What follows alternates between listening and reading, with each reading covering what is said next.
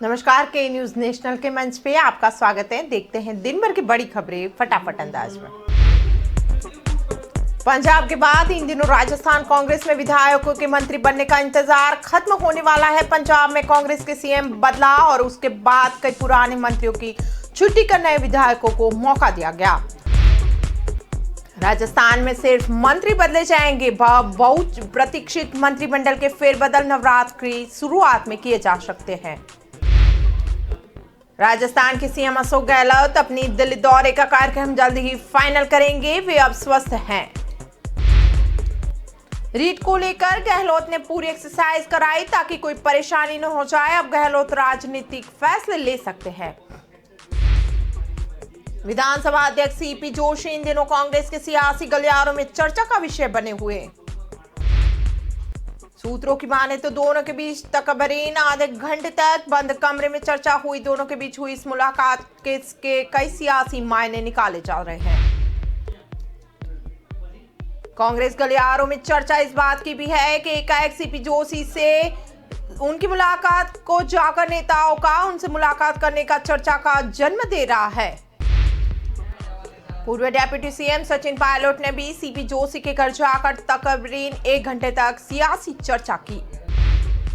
राजस्व सेवा परिषद से जुड़े हुए पटवारी, कानूनगो और तहसीलदार जनता से सीधे जुड़े। जाति प्रमाण पत्र, ईडब्ल्यूएस आदि बनवाने के लिए इनकी रिपोर्ट की जरूरत पड़ती है। पटवारी की रिपोर्ट के बाद ही जाति प्रमाण पत्र और ईडब्ल्यूएस आदि प्रमाण पत्र बनाए जाते हैं। राजस्थान राजस्व सेना परिषद ने राजस्थान राज्य राजस्व सेना परिषद के साथ समय समय पर हुए समझौतों के अनुसार पटवारी, भू अभिलेख निरीक्षक, नायब तहसीलदार के वेतनमान में सुधार करने की मांग की है। 3 जुलाई के समझौतों के अनुसार पटवारी को 5 साल की सेवा अवधि पूरा करने पर वरिष्ठ पटवारी वेतन श्रृंखला और 9 साल की सेवा अवधि पूरी करने पर भू अभिलेख निरीक्षक के पद का वेतनमान देने का आदेश जारी करने की मांग की। राजस्थान प्रदेश कांग्रेस कमेटी के अध्यक्ष गोविंद सिंह डोटासरा ने कहा कि कांग्रेस पार्टी भारत बंद का पूर्ण समर्थन करती है। केंद्र की भाजपा सरकार की नीतियां व निर्णय किसी तानाशाह शासक से प्रभावित लगते। कहा कि जब अन्नदाता कोरोना जैसी भयानक पीड़ा में भी आंदोलन कर रहा है, उसके बावजूद केंद्र की मोदी सरकार सुनने को तैयार नहीं। प्रदेश कांग्रेस अध्यक्ष डोटासरा ने कहा कि मन की बात हो सकती है, विदेशी मंत्रियों और हमारे दो के हितों की बात हो सकती है, लेकिन देश के तानाशाह सोच के शासक के पास किसान की पीड़ा सुनने का वक्त नहीं।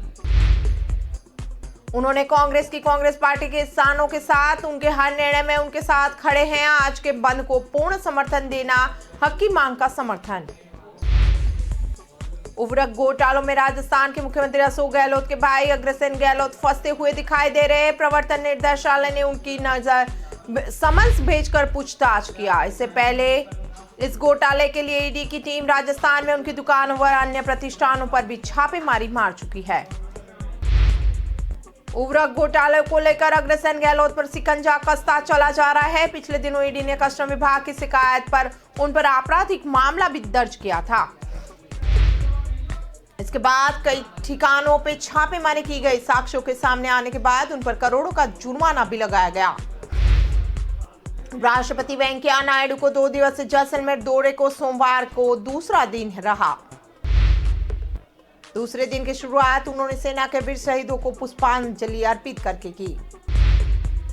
इस मौके पर उपराष्ट्रपति ने कहा, श्रद्धांजलि स्थल पर वीर शहीदों को पुष्प चक्र अर्पित के बाद कहा कि राज्यपाल कलराज मिश्र, केंद्रीय कृषि राज्य मंत्री कैलाश चौधरी, कैबिनेट मंत्री बीडी कल्ला, सैन्य अधिकारियों के साथ वॉर म्यूजियम का अवलोकन भी किया।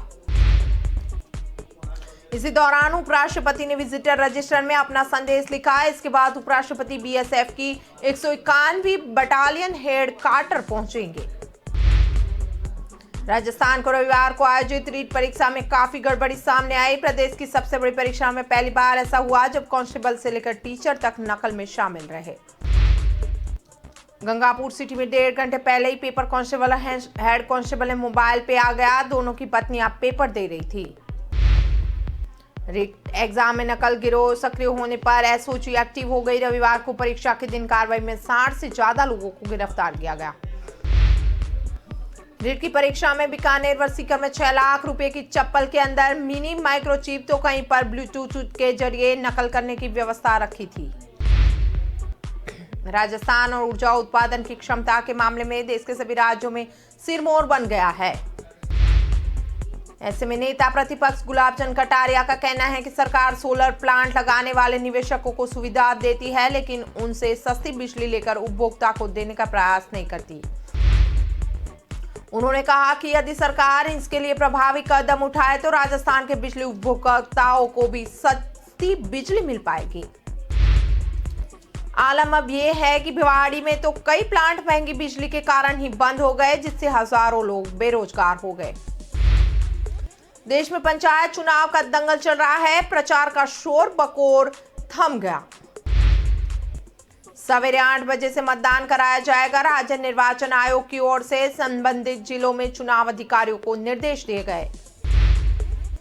चुनाव कराने के लिए आज संबंधित जिलों से मतदान दल 10 बजे से रवाना होंगे और वे अपने अपने पंचायत मुख्यालय पर पहुंचकर कल मतदान कराएंगे। कल मतदान केंद्र पर पहुंचकर सारी व्यवस्थाएं देखी जाएगी। आयोग की ओर से चुनाव कराने के लिए पर्यवेक्षकों को तैनाती भी की गई। राजस्थान में कोरोना संक्रमण का असर कम होने के साथ प्राइमरी स्कूल सोमवार से शुरू होने जा रहे हैं। फिलहाल 40 स्टूडेंट को ही हर दिन क्लास में बुलाया जाएगा। हर दिन अलग अलग बैच में 40% बच्चों को पढ़ाया जाएगा। स्कूलों में फिलहाल कोरोना के मद्देनजर कैंटीन और कैफेटेरिया को बंद रखा गया। बेवजह छात्र क्लासरूम से बाहर न निकले। बच्चों को लंच टाइम में अलग अलग कर दिए जाएंगे। चक्रवाती तूफान गुलाब आंध्र प्रदेश और उड़ीसा के तटों में शाम करीब 7 बजे टकराया। इसके साथ ही आंध्र के श्रीकाकुलम में तेज हवाओं के साथ बारिश शुरू हो गई। सभी नाव से तेज लहर के टकराने से समुद्र में गिर गए हैं। इनमें से 2 मछुआरों की मौत का अहवाल। चक्रवात ने उत्तरी आंध्र प्रदेश और दक्षिण उड़ीसा तट को पार किया। इसके कारण आंध्र के उत्तरी और उड़ीसा के दक्षिणी हिस्से में भारी बारिश हो रही है। मौसम विभाग ने आंध्र प्रदेश के उत्तरी इलाकों और उड़ीसा के दक्षिणी इलाकों में ऑरेंज अलर्ट जारी किया था। उड़ीसा में एनडीआरएफ के 24, Orissa disaster rapid action force के 42 दल तैनात किए गए। 1600 लोगों को सुरक्षित स्थानों पर पहुंचाया गया। चक्रवात तूफान गुलाब की आशंका को देखते हुए पिछली बार की यस तूफान के समय की तबाही से सबक लेकर बंगाल के पूर्व मेदिनीपुर जिले के विख्यात टूरिस्ट केंद्र दीघा में प्रशासन की तरफ से येलो अलर्ट जारी किया गया है। यहां पे होटलों को खाली करवाया गया। अलावा त्रिफला लाइट के बिजली के कनेक्शन को ऑफ कर दिया गया। रविवार की शाम ये तूफान उत्तरी आंध्र प्रदेश दक्षिण उड़ीसा के बीच से टकराया था। तूफान की में तेजी आने पर हवाएं 95 किलोमीटर प्रति घंटे की रफ्तार की पकड़ ले गई। इसमें पश्चिमी दिशा में बढ़ते हुए दक्षिणी छत्तीसगढ़, महाराष्ट्र, गोवा और गुजरात तक ये तूफान बढ़ा। उत्तर प्रदेश विधानसभा चुनाव को साधने के लिए योगी सरकार कोई कसर नहीं छोड़ रही। रविवार को योगी सरकार का मंत्रिमंडल विस्तार हुआ। 7 नए मंत्रियों ने शपथ ली। एडीआर रिपोर्ट की माने तो अब कैबिनेट में 84% मंत्री ग्रेजुएट, इससे ज्यादा पढ़े हैं। 80% मंत्री करोड़पति और 45% मंत्री क्रिमिनल केस वाले। भाजपा से अपने राजनीतिक जीवन की शुरुआत करने वाले धर्मेंद्र प्रजापति को साल 2002 में पहली बार प्रदेश का दायित्व मिला था। एडीआर रिपोर्ट के अनुसार योगी सरकार के 84 मंत्री ग्रेजुएट से ज्यादा पढ़ाई की है। 2017 में हुए चुनाव के दौरान नामांकन के साथ दिए गए शपथ पत्र में योगी मंत्रिमंडल के 80% मंत्री में से 35 मंत्री करोड़पति। आरएसएस प्रमुख मोहन भागवत रविवार को एक दिन के लिए बाड़मेर पहुंचे। सीधे लोक कलाकार पद्मश्री अनवर खान के घर गए थे।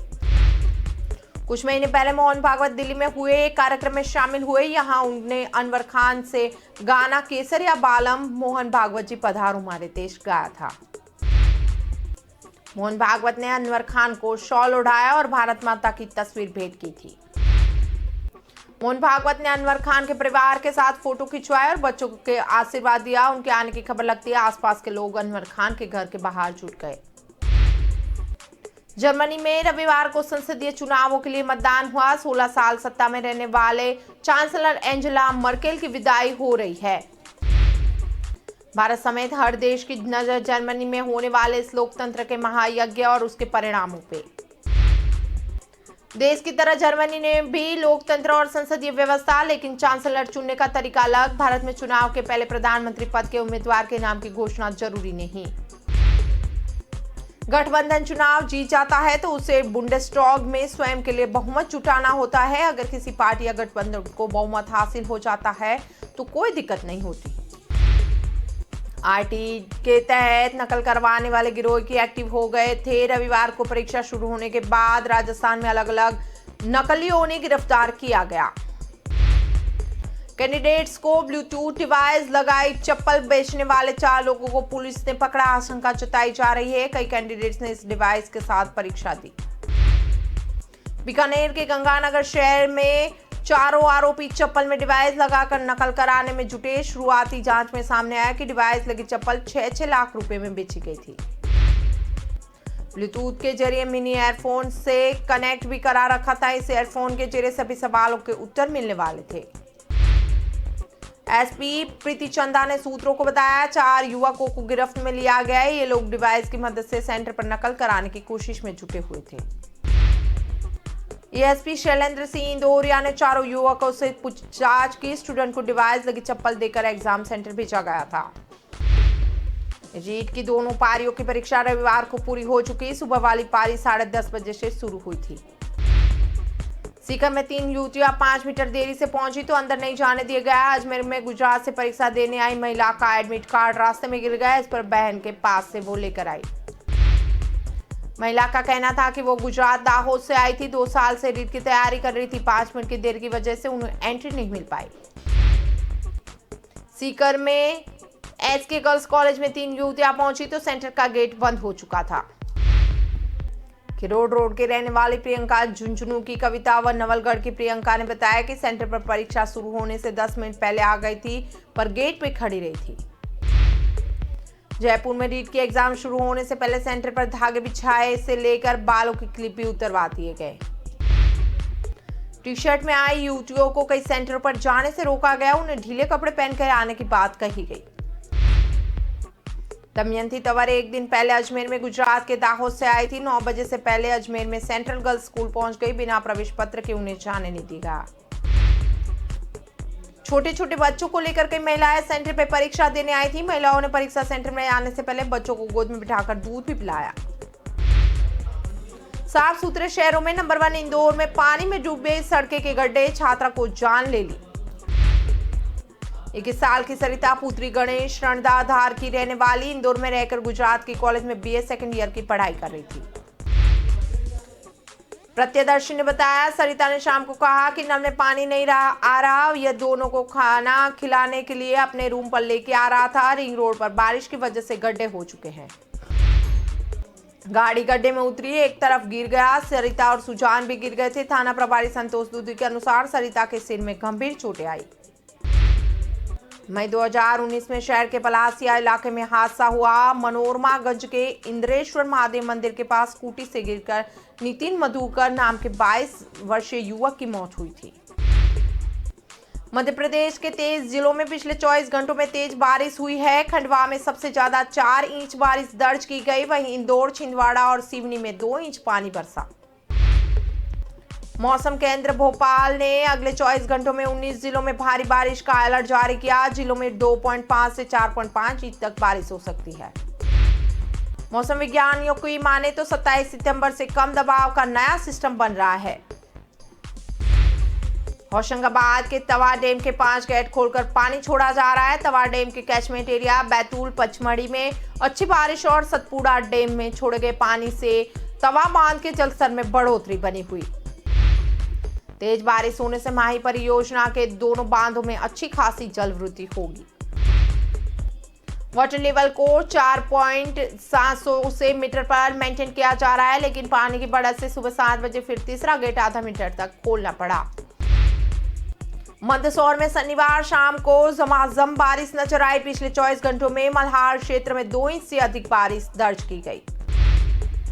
जातीय जनगणना को लेकर बिहार के सीएम नीतीश कुमार ने रविवार को दिल्ली में अपनी हनक दिखा दी।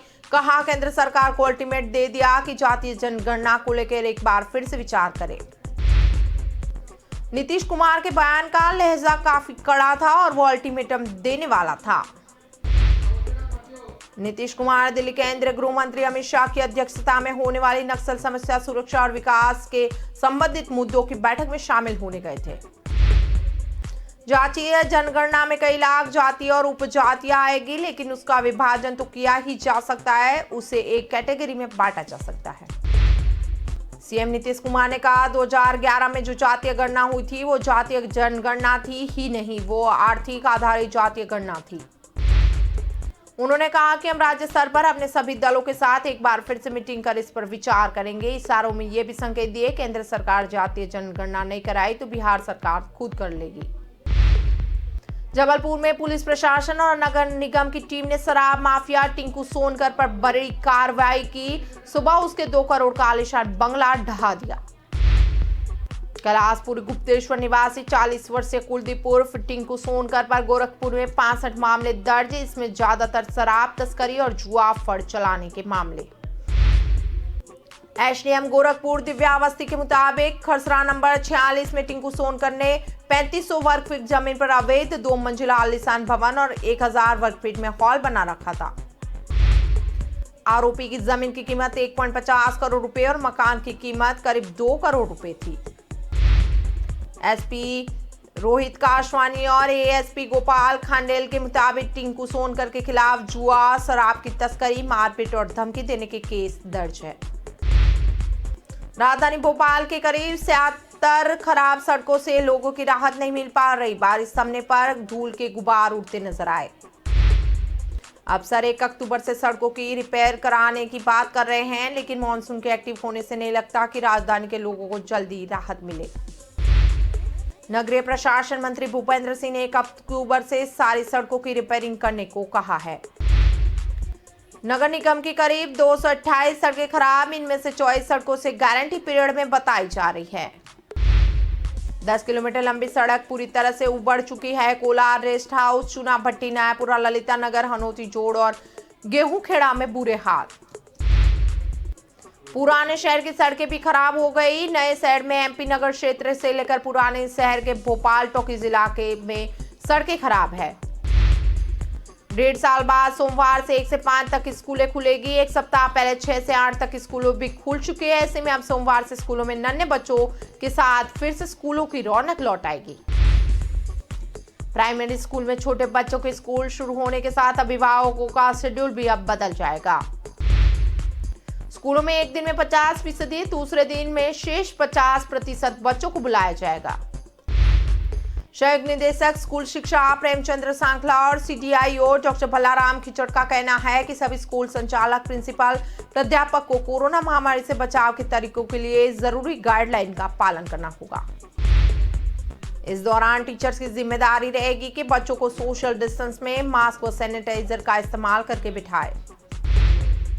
बाल वाहिनियों में भी बच्चों को ठूस कर नहीं बिठाया जाएगा। स्कूलों में प्रार्थना सभा और बच्चों के नजदीकी आने जाने पर गेम्स भी नहीं खेलेंगे। रोहिणीकोट में बीते शुक्रवार गैंग वॉर की जांच में खुलासा हुआ। जितेंद्र उर्फ गोगी को मरने के बाद हमलावर सरेंडर करना चाहते थे। इस मामले में दिल्ली पुलिस की गिरफ्त में आए आरोपी उमंग व विनय यादव ने बताया वारदात की साजिश मंडोली जेल में रची गई थी। टिल्लू ताजपुरिया इस जेल में बंद। पुलिस ने उमंग से एक पिस्टल भी बरामद की। दिल्ली पुलिस आयुक्त राकेश अस्थाना ने भी रोहिणीकोट में घटनास्थल का मुआवजा किया। एक वरिष्ठ अधिकारी ने बताया स्पेशल सेल ने उमंग को 1 दिन के रिमांड पे लिया। स्पेशल सेल के एक अधिकारी का कहना है कि उमंग व विनय से पूछताछ में चालू थी। जयदीप उर्फ जुग्गा और राहुल त्यागी उमंग के कहने पर 20 सितंबर को उसके घर भी गए थे। दोनों शूटर व तीसरा नेपाली युवक सुबह ही कोर्ट की पहली मंजिल पर चले गए थे। पार्किंग में कार खड़ी कर उमंग ने उनके पास चला गया। लुइजिनो फेलरियो सोमवार को कांग्रेस से इस्तीफा देने की घोषणा की और जाहिर तौर पर उनका कांग्रेस नेतृत्व से मतभेद था।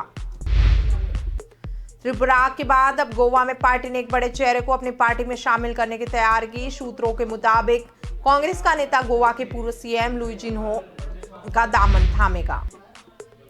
ममता बनर्जी के नेतृत्व वाली पार्टी में शामिल होने की अफवाहों के बीच फिलोरिया ने सोमवार को प्रेस कॉन्फ्रेंस की है। फिलोरिया ने रविवार को कहा, मैं अभी इस बात को लेकर गहन विचार कर रहा हूं, सभी चीजों पर ध्यान दे रहा हूं। टीएमसी गोवा में प्रवेश करने की तैयारी कर रही है। पीएम नरेंद्र मोदी ने आज प्रधानमंत्री डिजिटल हेल्थ मिशन की शुरुआत कराई। इस योजना का शुभारंभ वीडियो कॉन्फ्रेंसिंग के जरिए किया गया। योजना के तहत हर भारतीय नागरिक की एक यूनिक हेल्थ आईडी बनाई जाएगी, जिससे एक देशव्यापी डिजिटल हेल्थ इकोसिस्टम तैयार किया जा सके। इससे पहले नेशनल डिजिटल हेल्थ मिशन के नाम से योजना चल रही थी। प्रधानमंत्री मोदी ने इसको अब पूरे देश में शुरू किया। इस अवसर पर पीएम मोदी ने कहा, डिजिटल इंडिया अभिभावक के देश ने सामान्य नागरिक की ताकत बढ़ाई। उन्होंने कहा कि आरोग्य सेतु ऐप से कोरोना संक्रमण को फैलने से रोकने में मदद मिली। इसी के साथ देश में सभी को मुफ्त वैक्सीन दी जा रही है। 3 कृषि कानूनों के खिलाफ चल रहे आंदोलन के बीच किसानों ने आज भारत बंद बुलाया। बंद का असर अब दिखने लगा। कई रूट डाइवर्ट करने पड़े हैं। ट्रेनों की आवाजाही भी प्रभावित। दिल्ली से जाने वाली कई ट्रेनें रद्द की गई। कांग्रेस, आरजेडी, आम आदमी पार्टी, बहुजन समाजवादी पार्टी और लेफ्ट पार्टियों ने भारत बंद का समर्थन किया। सरकार ने किसानों से अपील की है कि आंदोलन छोड़कर बातचीत का रास्ता अपनाएं। कृषि मंत्री नरेंद्र सिंह तोमर का कहना है, सरकार किसानों को आपत्तियों पर विचार करने के लिए तैयार है। प्रधानमंत्री नरेंद्र मोदी ने रविवार रात दिल्ली में नए संसद भवन के निर्माण के लिए जारी सेंट्रल विस्टा प्रोजेक्ट का जायजा लेने पहुंचे। वो सुबह करीब 8:45 बजे रात को पूर्व सूचना और सुरक्षा के निर्माण स्थल पे पहुंचे। जानकारी के मुताबिक वे कंस्ट्रक्शन साइट पर करीब 1 घंटा समय बिताया और नए संसद भवन के निर्माण कार्यों का खुद से जायजा लिया। सेंट्रल विस्टा प्रोजेक्ट के तहत एक नए संसद भवन और एक नए आवासीय परिसर का निर्माण किया जा रहा है, जिसमें प्रधानमंत्री, उपराष्ट्रपति के आवास के साथ कई नए कार्यालय भवन और मंत्रालयों के कार्यालयों के लिए केंद्रीय सचिवालय का निर्माण होगा। प्रोजेक्ट के तहत राष्ट्रपति भवन से लेकर इंडिया गेट तक 3 किलोमीटर के क्षेत्र को नए सिरे से बनाया जा रहा है। इंटेलिजेंस रिपोर्ट के मुताबिक चीन ने पूर्वी लद्दाख अपनी सेना के लिए बंकर बनाए। इंटेलिजेंस रिपोर्ट के मुताबिक चीन ने पूर्वी लद्दाख के सामने वास्तविक नियंत्रण रेखा के पास करीब 8 लोकेशन पर नए मॉड्यूलर कंटेनर जैसी रहने की व्यवस्था की। रिपोर्ट की माने तो पीपुल्स लिबरेशन आर्मी ने उत्तर में काराकोरम पास करीब बुहाव जिले से लेकर पीयू, हॉट स्प्रिंग, चांगला, तशिंगजोंग, मांजा और चुरुप तक सैनिकों के लिए शेल्टर बनाया। पिछले साल अप्रैल मई में भारत चीन के बीच हुई सैन्य टकराव के बाद से चीन ने कई कैंप बनाए। पीएम नरेंद्र मोदी ने आज प्रधानमंत्री डिजिटल हेल्थ मिशन की शुरुआत कराई। योजना का शुभारंभ वीडियो कॉन्फ्रेंसिंग के जरिए हुआ। इस नई योजना के तहत हर भारतीय नागरिकों की एक यूनिक हेल्थ आईडी बनाई जाएगी। देशव्यापी डिजिटल हेल्थ इकोसिस्टम तैयार किया जा सके। इससे पहले यह नेशनल डिजिटल हेल्थ मिशन के नाम पे चल रही थी। प्रधानमंत्री मोदी ने 15 अगस्त को अंडमान निकोबार, चंडीगढ़, दादरा नगर हवेली, लक्षद्वीप में से शुरू किया था। अब ये पूरे देश में लागू। इस मौके पर पीएम मोदी ने कहा, डिजिटल इंडिया अभियान से देश के सामान्य नागरिकों की ताकत बढ़ेगी। पीपल्स लिबरेशन आर्मी ने उत्तर में काराकोरम के पास करीब 8 भाव जिले के लेकर पीयू, हॉट स्प्रिंग, चांगला, ताशिंगजोंग, मांजा और चुरुप तक सैनिकों के लिए शेल्टर बनवाए। पिछले साल अप्रैल में भारत चीन के बीच सैन्य टकराव के बाद से चीन ने कई कैंप बनाए। ये नए कैंप पुराने मौजूदा कैंपों के अलावा बनाए गए।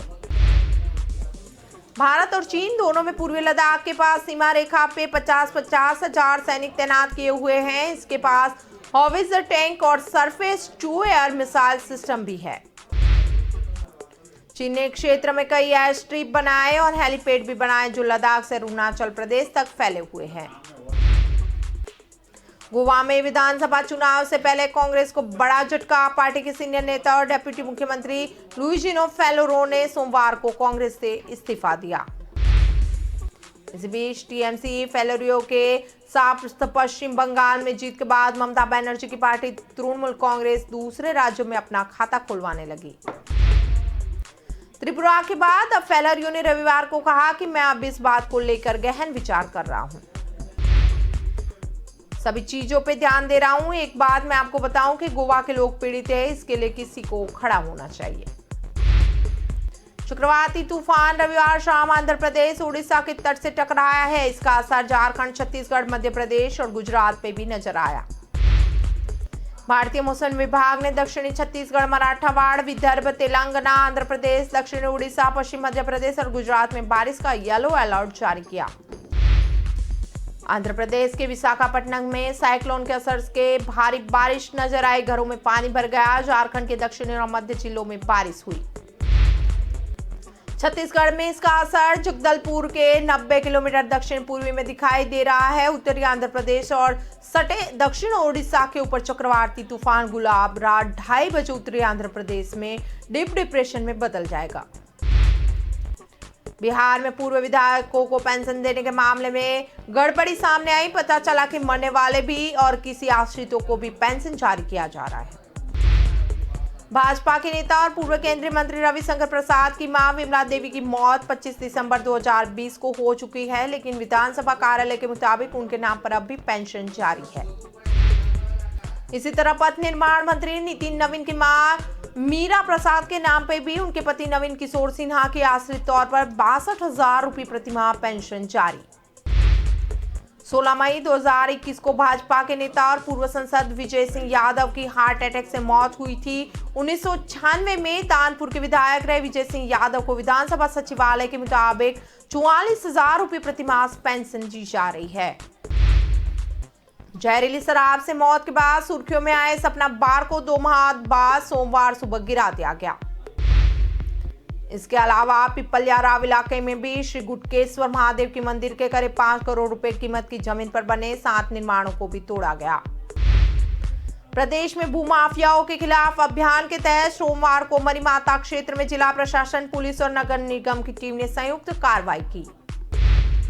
जुलाई 2021 में सपना बार में जहरीली शराब पीने से 6 लोगों की मौत हुई थी। महाराष्ट्र में कोरोना की वजह से चरमाई अर्थव्यवस्था को पर्यटन के जरिए सेहतमंद बनाने की तैयारी चल रही है। महाराष्ट्र राज्य के पर्यटन मंत्री आदित्य ठाकरे ने कहा, उन्होंने सूबे में महिलाओं के खिलाफ बढ़ रहे अपराध और मुंबई की जहरीली हो रही हवा की वजह से विदेशी पर्यटकों पर पड़ने वाले प्रभाव पे खुलकर अपनी बात रखी। UK, New Zealand, Australia, south Africa जैसे देशों को बड़े पैमाने पर रेवेन्यू टूरिज्म सेक्टर से मिलता है। कोरोना महामारी का असर सिर्फ महाराष्ट्र पे नहीं बल्कि पूरे देश और पूरी दुनिया पे पड़ा। अर्थव्यवस्था को पटरी पे लाने के कई तरह के प्रयास चल रहे हैं, जिसमें टूरिज्म के माध्यम से रोजगार को बढ़ावा देने और रेवेन्यू जनरेट करने की कोशिश की जा रही है। यूपीएससी 2020 में टॉप करने के बाद शुभम कुमार पहली बार रविवार को अपने पैतृक गांव कटिहार जिले के कदवा प्रखंड के कुमरही पहुंचे। बेटों को देख उनके माता पिता की आंखों में खुशी के आंसू छलक पड़े। उधर गांव के युवाओं के बीच शुभम के साथ सेल्फी लेने की होड़ मची। नागरिक अभिनंदन के दौरान मंच पर शुभम के साथ उसके माता पिता सहित पूर्व पथ निर्माण राज्य मंत्री हेमराज सिंह भी मौजूद रहे। मैंने महाराष्ट्र में अपने दोस्तों को बताया कि एक बिहारी जब चाहे तो सब कुछ कर सकता है। शुभम फ्लाइट से बागडोगरा आने के बाद सड़क रास्ते से कटिहारा पहुंचे थे।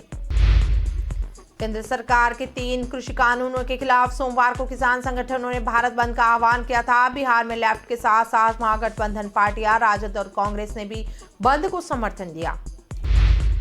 इसमें बिहार से जुड़े सवालों को भी महागठबंधन में जोड़ा गया। रोजगार के वायदे का सवाल, योजनाओं में घोटालों का सवाल, जाति जनगणना का सवाल भी जोड़ा गया। सोमवार सुबह से बंद को सफल बनाने के लिए राजद, कांग्रेस व लेफ्टिनेंट पार्टियों के कार्यकर्ता सड़क पे उतर गए थे। पटना, वैशाली, आरा, दरभंगा, अरवल, औरंगाबाद, जहानाबाद, अरवल समेत कई जिलों में महागठबंधन के कार्यकर्ता सड़क पे उतर आए। हाईवे पर टायर जलाकर आगजनी भी की गई।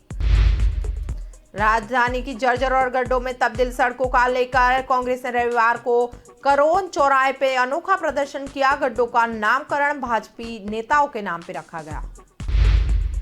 किसी गड्ढों को मामा गड्ढा नाम दिया गया, किसी को प्रभारी मंत्री गोपाल भार्गव के नाम पे गोपाल गड्ढा नाम दिया गया। नगरीय प्रशासन मंत्री भूपेंद्र सिंह के नाम पे भूपेंद्र गड्ढा और नरेला विधायक के चिकित्सा शिक्षा मंत्री विश्वास सारंग के नाम पे विश्वास गड्ढा नामकरण किया गया। इस अनोखे नामकरण के दौरान पंडितों ने मंत्रोच्चार के साथ गड्ढों का नामकरण किया।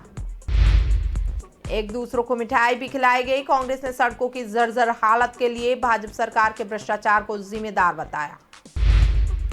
अलवर के पिनाक के पास छिड़ोली ग्राम पंचायत के 12 बडलों गांव में देर रात सो रहे 2 लोगों के गले काट दिए गए।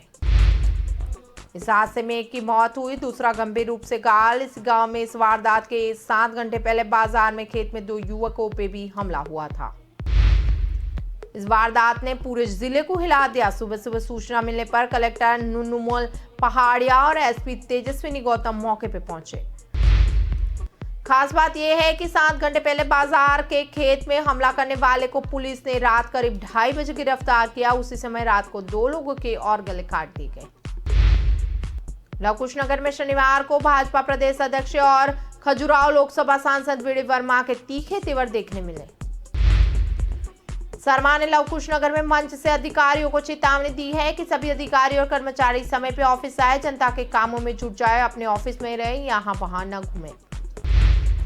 शनिवार को वीडी शर्मा सभा को संबोधित करते हुए छतरपुर पहुंचे थे। सभा में एसडीएम को इंगित कर आधार मामले में कड़क लहजे में फटकारते हुए शर्मा ने कहा, आधार केंद्र क्यों बंद कर दिया गया। कहा गया कि एसडीएम हो या अन्य कोई अधिकारी सभी सुन ले, यहाँ की गरीब जनता के लिए आपको ऑफिस में टाइम से आकर बैठना पड़ेगा। मध्य प्रदेश में वैक्सीनेशन का 4.0 अभियान सोमवार को आयोजित। अब कोई न छूटे की तर्ज पर वैक्सीनेशन महाअभियान 4.0 शुरुआत किया गया। इस अवसर पर शिवराज सिंह ने बताया कि अब कोई न छूटे संकल्प के साथ इस अभियान को आगे बढ़ाया जाए। मुख्यमंत्री ने बताया कि मध्य प्रदेश में कल की स्थिति में 6,11,23,864 नागरिकों को कोरोना वैक्सीन की डोज लगाई है। प्रदेश में 10,000 से ज्यादा सेंटर पर पात्रों को टीका लगाया गया। प्रदेश में 78 लाख लोगों को पहला डोज लगाना बाकी है। मध्य प्रदेश में अब तक कोरोना से बचाव के लिए कुल 6,08,08,433 डोज लगे। इसमें पहला डोज 4,70,72,705 लोगों को लगाया गया। गुना जिला अस्पताल में सोमवार सुबह जमकर हंगामा हुआ। मैटरनिटी वार्ड में जा रहे अटेंडेंट को महिला गार्ड ने रोका था। उसकी मां ने भी महिला गार्ड से मारपीट की। इसके बाद बवाल मच गया। विवाद बढ़ने पर जिला अस्पताल में सफाई कर्मी और सुरक्षा कर्मियों ने काम बंद कर दिया। महिला गार्ड रिहाना खान ने बताया, सोमवार सुबह मैटरनिटी वार्ड में सफाई चल रही थी। इसी दौरान भर्ती एक महिला का पति जितेंद्र सिंह अंदर जाने लगा था, उसे रोका गया था। दक्षिण भारत के प्राइवेट सेक्टर के बैंक धनलक्ष्मी बैंक में सब कुछ ठीक नहीं, वर्चस्व की लड़ाई शुरू हो गई। बैंक के बोर्ड में बी रविंद्र पिल्लई वापसी चाहते हैं। इसके लिए उन्होंने बैंक की सालाना बैठक को कैंसिल कराने के लिए कोर्ट का दरवाजा खटखटाया। धनलक्ष्मी बैंक में इस समय काफी दिक्कतें हैं। पिछले साल दिसंबर में इसके बोर्ड ने भारतीय स्टेट बैंक के रिटायर्ड मुख्य महाप्रबंधक जेके सिवन को एमडी और सीईओ बनाया है। इससे पहले पिछले साल जनवरी में एक्सिस बैंक के अधिकारी सुनील गुरुबख्शानी को एमडी और सीईओ नियुक्त किया गया था। बैंक की एजीएम 19 सितंबर को होगी। पिल्लई का कहना है कि उनको बोर्ड में शामिल करना चाहिए। पिल्लई पहले बोर्ड में थे। अब तक की खबरों में बस इतना ही। ज्यादा खबरों के लिए जुड़े रहे के न्यूज के साथ। नमस्कार।